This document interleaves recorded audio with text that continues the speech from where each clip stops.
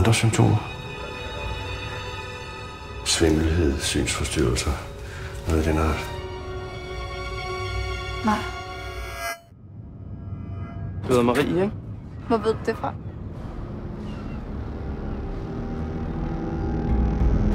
Nej, skat.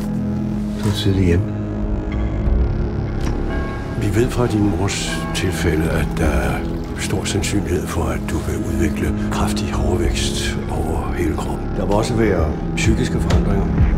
Du vil blive mere opfarende og aggressiv.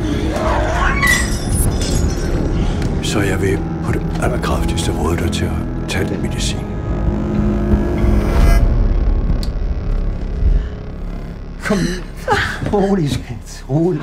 Du skal holde den stille. Ja, sådan der.